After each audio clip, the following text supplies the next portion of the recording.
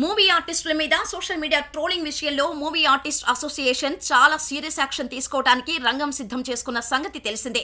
అందులో భాగంగానే ఈ మధ్యనే 5 యూట్యూబ్ ఛానల్స్ మీద సైబర్ క్రైమ్ డిపార్ట్మెంట్ ద్వారా చర్యలు తీసుకున్నారు. 5 ఛానల్స్ ని పూర్తిగా తొలగించారు. ఇక ఇప్పుడు మరొక 18 ఛానల్స్ ని తొలగిస్తూ మూవీ ఆర్టిస్ట్ అసోసియేషన్ ఒక నిర్ణయం తీసుకుంది.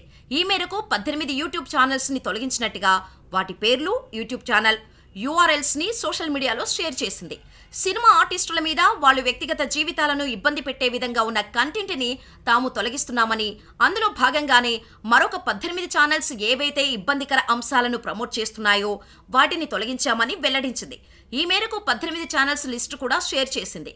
అంతేకాగా మూవీ ఆర్టిస్ట్ అసోసియేషన్ తరపున యూట్యూబర్లను, సోషల్ మీడియా ట్రోలర్లను ఒకటే కోరుతున్నామని చెప్పుకొచ్చింది.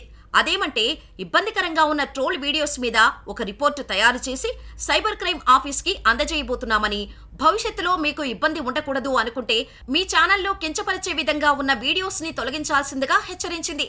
లేదంటే ఖచ్చితంగా ఇబ్బందులు ఎదుర్కోవాల్సి వస్తుందని పేర్కొంది.